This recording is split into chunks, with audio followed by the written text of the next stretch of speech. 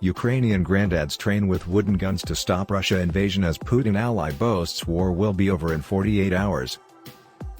Mums and granddads pledge to fight Vladmir Putin's army to the death today, as they train for war in Ukraine holding wooden rifles. Volunteers in tracksuits were put through their paces as a key Putin ally boasted the feared invasion will be over in 48 hours. This grandad is one of 600 new recruits in Ukraine's Self-Defense Force Volunteer Army Credit, AP. Mums and dads from all walks of life are training with wooden guns credit, AP. Recruits will get real weapons later, ready to bolster defenses against a Russian invasion credit, AP. In an inspirational show of grit, hundreds of ordinary folk assembled for military drills in snow-covered abandoned railways sidings outside the capital Kiev. The Self-Defense Force recruits cut a touching dad's army dash as their ragtag ranks lined up in an assortment of winter coats and sportswear. Commanders vowed they would be fully armed within weeks and ready to help face down the Russian troops and heavy armor surrounding their nation. The ranks of the partisan-style force have now swelled to around 600 in Kiev with dozens of new rookies joining every day. Once trained they will link up with regular army units or join an urban guerrilla war to tie up Russian forces in bloody house-to-house battles. Meanwhile, Ukraine's professional army was pictured training with shoulder-launched anti-tank missiles flown in by Britain. They face a fearsome invasion force including the latest T-72 battle tanks and high-tech rocket launchers. Some 127,000 Russian troops backed by 80,000 more in Putin puppet state Belarus now ring Ukraine's borders to the north, south and east.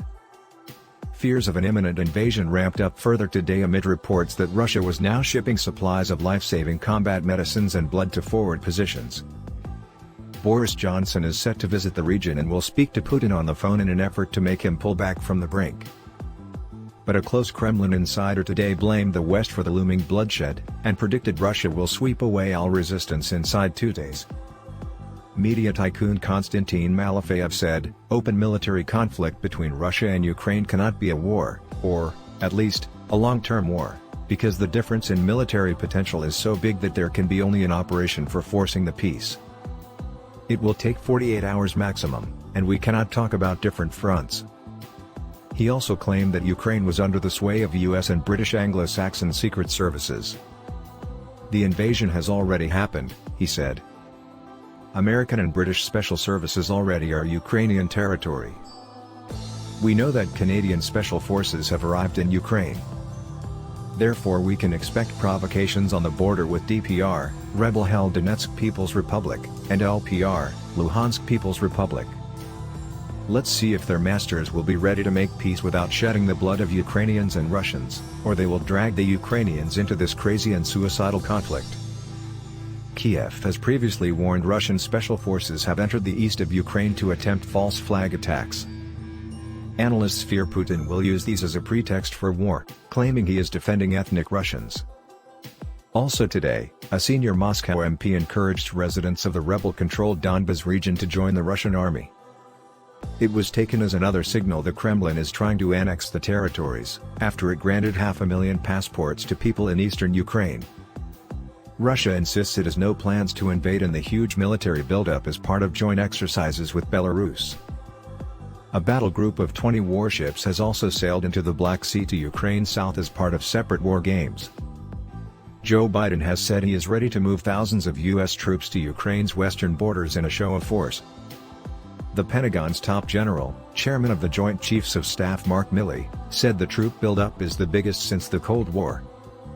He said yesterday, "Given the type of forces that are arrayed, if that was unleashed on Ukraine, it would result in a significant amount of casualties.